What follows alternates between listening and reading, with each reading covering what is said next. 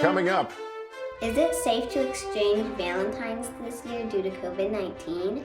Dr. John answers your latest questions and explains just what those variants of the coronavirus are. Then we'll put you to the test ahead of President's Day. Plus, the Lunar New Year is here. We'll explain exactly what that is. And dumplings. We'll introduce you to some kids in China learning how to make dumplings for the new year. And meet the MVPs of the other big game this past week. And they're all looking for a home. We can't wait for you to meet these adorable pups. This is NBC Nightly News, Kids Edition. Welcome back to Nightly News Kids Edition, everyone. I hope you're all doing well, staying safe, and having a good week. We've got a jam-packed lineup today, including some kids in China learning how to make dumplings. Love dumplings for Chinese New Year. You may even learn a Chinese word. How about that? Plus, just in time for Valentine's Day, this kid chef will show us how to make this sweet treat at home.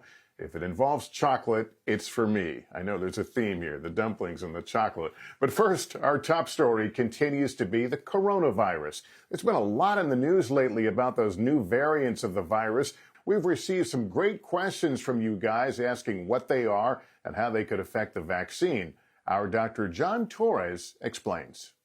What does it mean that a virus is mutated? Viruses like the flu or coronavirus change all the time. You might also hear them called variants, new strains, or mutations. What all these terms mean is that the virus has made small changes to itself, but at its core, it's still the same. It's kind of like getting a haircut. You look a little different, but you're still the same person. Sometimes those changes make a virus weaker, but other times they get stronger, which is what we are seeing now. How concerned, how worried should parents, how worried should children be when they hear about these variants? We know that all viruses can have these mutations or these variants. We know that happens, we expect it will happen, and they don't necessarily worry us at all. The ones that we watch out for are the ones that can escape our immune system or can somehow prevent us from getting rid of it as quickly. Those are the ones that we're on the watch for right now. Here in the U.S., there are 3 variants doctors are watching out for. There's the UK variant, the South Africa variant, and the Brazil variant, all named after the places they were first discovered. It's me, Harper, and I was wondering, why is the new strain of COVID-19 more contagious than the old strain of COVID-19? Great question. The coronavirus enters our cells using those spikes you see on the virus. The new variants have made changes in those spikes that allow them to get into our cells and infect us more easily. Hi, my name is Nina. I have a question. Does the new vaccine protect people against every strand of COVID-19?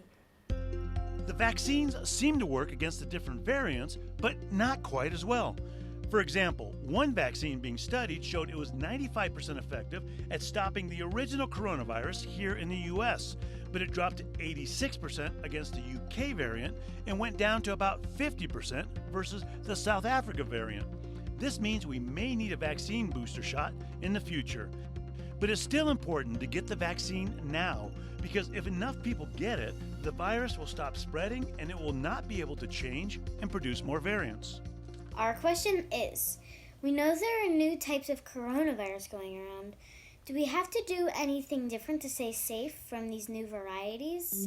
The good news is that all the steps we've been taking to stop the original coronavirus work against all the different variants. And that's why we need to keep following the 4 W's. Wear a mask, watch our distance, wash our hands, and open windows when possible. And there's one other thing kids and adults can do to help scientists discover new variants and stop the spread. The last thing that's really important is that we get tested for coronavirus when we show the signs and symptoms of coronavirus. That actually really helps us as scientists identify new types of coronavirus that might be emerging in different areas of the country. All right, joining us now is Dr. John Torres. And Dr. John, thank you so much for that explanation on those new variants out there. We've got one more question for you, and it's a timely one. Hi, Mr. Holt. I'm Kaylee. And I'm Gavin. We live in Virginia. And we have a question. Is it safe to exchange Valentines this year due to COVID-19? Thank you. We love Nightly News Kids. Bye. All right, Dr. John, remember, chocolate is on the line here with your answer. And chocolate is on the line, but there's other things you can give as well. And this is a great time to give gifts. I think we can all use it. And simple things like Valentine cards. I made this weekend. Of course, my daughter helped me a lot to make sure I made it. It says, "Your Dynamite." But if you do make something like this and you send it to them, make sure you wash your hands before you touch it, and they wash their hands before they touch it as well. If you're gonna send them a gift, keep it in the packaging like this and let them pull it out of the package. That way they can be surprised with the famous Valentine sloth. And then once we're through this pandemic and you get together, you both can play with it. All right, well, I'll keep my chocolate. I won't send it then. I'll just have to eat it myself. All right, Dr. John, thanks very much as always. You bet. Time now for our pop quiz, where we have a little fun and put you to the test. This year, President's Day is celebrated on February 15th, and we thought we would test you on your presidential knowledge. The question is, which of the following presidents is not included on Mount Rushmore? Is it A, George Washington, B, Thomas Jefferson, C, James Madison, D, Abraham Lincoln? We'll have the answer coming up later in the show. Now let's turn to another date being marked this week in places around the world, and that's the Lunar New Year. It begins on February 12th. So how do people celebrate, and what exactly does it mean? In China, the Lunar New Year, or the Chinese New Year, is the biggest celebration across China. Our friend Janice Mackey-Freyer in Beijing takes a look. It's the biggest, longest holiday in China, the Chinese New Year, a time when streets are decorated with red lanterns, there's lots of fireworks, and loads of food. This year looks a bit different because of the coronavirus. Things like temple fairs have been canceled, as well as performances that draw big crowds. Normally, there are so many people traveling to their hometowns for the Chinese New Year that it's widely known as the biggest annual human migration on Earth. This year, it's all about social distancing and staying close to home. I am Alana, and I am from the Bronx, and I want to know, when does the Chinese New Year begin? It's also called the Spring Festival or the Lunar New Year, and the date changes depending on the phases of the moon. This year, it's February 12th. And the holiday lasts a week or even longer. Parents take time off work, kids have no school or online classes, giving people plenty of time to spend with family and make food. We celebrate the Chinese New Year. We eat dumplings. Does anybody know what's dumpling called in Chinese? 饺子. 饺子, very good. And our jiaozi making crew is ready. Logan, Luke, Noah, Jojo, and Jet. I'm his mom.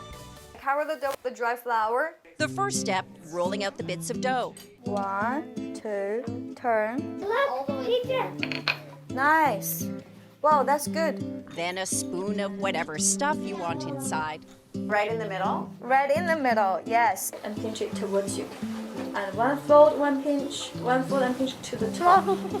Pinch, pinch, pinch. There's lots of pinching and poking. You have to make sure it's sealed well, yeah? And your dumpling is actually made. You are a dumpling making machine. Some families actually make hundreds of dumplings together for the holiday. But for people like Mina, the coronavirus is keeping it low-key. And they'll all see her daughter Aria online. She's never met any of her extended family, so Chinese New Year was supposed to be that really festive time for me to introduce everybody to her. The Lunar New Year isn't just in China. South Korea, Singapore, and other countries in Asia celebrate too, and so does the US. Did you know that each year is represented by one of 12 animals in the Chinese zodiac? Like dog, rooster, snake, or dragon. Last year was a rat year. Now, say hello to Year of the Ox. Hi, my name is Torres. I live in New Jersey. What do people wear on the Chinese New Year? New Year's usually we like to wear new clothes. So, and color-wise, normally like a more auspicious, like Chinese red or maybe gold color. And if you were born in an ox year, you're supposed to wear red underwear for good luck. The best part of Chinese New Year for some kids, the red envelopes given to them called hongbao. Money. 100 money. It's considered lucky money. At first, you're supposed to refuse it, then it becomes a bit of a game, and then you take it. You receive it with both hands and say thank you, and then you can put it away. And then you never, ever open it in front of people.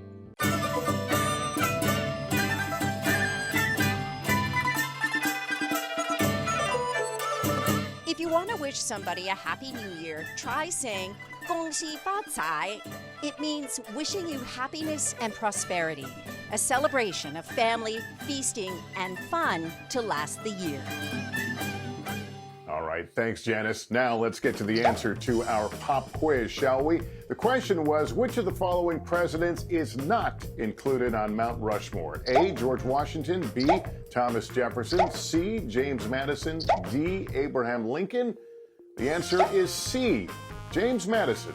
George Washington, Thomas Jefferson, Abraham Lincoln, and Theodore Roosevelt are the 4 presidents on Mount Rushmore National Memorial in South Dakota.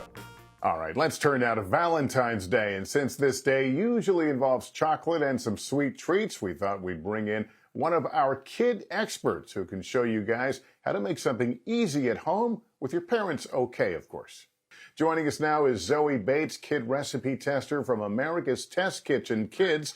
Zoe, great to have you here. Tell us what's on the menu for Valentine's Day. All right, so today I'm making fudgy chocolate mug cakes. And I understand you don't need a lot to do this, maybe a microwave oven. Yeah, these are really easy. So you don't need an oven, just a microwave. And you can make them with like ingredients that are easily found at the store or around your house. All right, tell us what the ingredients are. All right, so our ingredients are, I've got this bowl of chocolate chips and unsalted butter that I've melted in a microwave. And to that, I'm gonna add some salt, some vanilla extract, some cocoa powder, sugar, and 2 eggs. And I'm gonna do my best to mix those. And you mix all that up. All right, now my other ingredients are flour and baking powder, and I'm also gonna add those to my chocolate mix. And once again, I'm gonna do my best to stir until it's as smooth as I can. Now, this recipe is really great for Valentine's Day because it's super easy and fast, and it like what comes out is absolutely delicious. So do you pour it into a baking pan? Like? No. So as I said, these are fudgy chocolate mug cakes. So all you have to do is take my mixture and spoon it into like a microwavable mug. Then bake it for 2 minutes. Make sure you stir halfway through and that the microwave is on half power. And then once you do that, you're done. So I've got some that just came out of the microwave, so they're nice and warm and fresh. And I'm gonna try those right now. So, oh yes, I wish I could try some. It looks delicious. And that seems so easy, just a couple of minutes in the microwave. Yeah. And like overall, the whole thing only takes about 2 minutes, just 5 minutes just to put together and run. So I'm gonna try it now. Yeah. Yeah, I want to know how it tastes. And? 1 second. It's fudgy and chocolatey, and it's kind of like a steamed pudding or a bread pudding, and that like it's very airy, and spongy, and it like melts in your mouth. Sounds terrific. We'll add to the recipe. Do not try to do a TV interview while you eat this because it looks really delicious. Zoe Bates, thanks so much for sharing that with us. We appreciate it. No problem. Thanks for having me here. All right, finally, Tom Brady and the Tampa Bay Buccaneers won the Super Bowl, as you know, but there was another sporting event where everyone wins and plays rough. Here's our friend Kristen Dahlgren. Hey, Chunky Monkey, that's a foul for excessive slumber. Yeah, you can't nap out on the field. If you watched the Super Bowl last weekend, you may have missed another big game. A dog-eat-dog, well, more like dog-eat-squeaky toy competition. That's a 5-yard penalty. It's a big one. It's called Puppy Bowl, Team Rough and Team Fluff. And in a year when so many people adopted a new best friend for some quarantine company, this year's Puppy Bowl was the biggest yet. I feel like we need puppies more than ever this year. We have supersized the Puppy Bowl. It's bigger and better than ever. It has gone from a 2-hour game to a 3-hour game. And that allows us to showcase as many different puppies, as diverse a group as possible. 70 puppies, to be precise, all shapes and sizes, and all from shelters and rescues. Okay, I'll take a kiss. And for those who haven't yet found a new companion, Discovery Plus and Animal Planet made it easy to connect with pets that were still up for adoption during the game. So if I see a puppy on there that I really love, I'll be able to find out more about it? Not only will you be able to find out more about it, they can connect you directly with that shelter or rescue group. Like Pets with Disabilities, a Maryland rescue saving special dogs like Jet, who only has 2 legs. He has no idea he doesn't have his front legs. He still runs and plays. His foster dad so in love, he decided to adopt him himself. But this little cutie, now called Rosie from Paws, Chicago, went to the Gordon family. And we thought we'd be very, very happy to meet her. And then when we met her, it just seemed right. Love at first The feeling, pretty mutual. Rosie finally finding her happy ending after surviving a house fire early on in life. She still has a scar from her burn, so she Her skin's so soft there. rubbed up here, yeah. It's really soft. A perfect fit for the Gordons, who were looking to rescue. We just felt like there's already so many animals out there alive already, and they don't have homes, so we just didn't feel very good about it. We wanted to go to a shelter. Puppy Bowl is always a big day for shelters and rescue organizations in their effort to get loving pets a home. And who better to help than Snoop Dogg, along with his pal Martha Stewart, who co-hosted the game. Let the Puppy Bowl begin!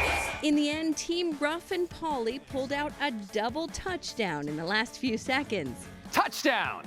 But in this game, you might argue everyone walks away a winner. That's the end of the game. Animal Planet says it has a 100% adoption record for puppies featured in Puppy Bowl. And even if these pups are now spoken for, the game inspires a lot of people to check out their local shelter. Because at Puppy Bowl, a safety isn't just something that's called on the field. It's what happens when a pet in need finally finds their forever home. Wow, they are adorable. One of the things they teach you in TV school is you can't top cute puppies. So we're going to call it a show. That's going to do it for us. Parents, just a reminder, if your child has a question about any topic, email a video to us at nightlynewskids@nbcuni.com, and we'll try to get the answer in one of our upcoming episodes. Thanks for watching, everybody, and remember, take care of yourself and each other.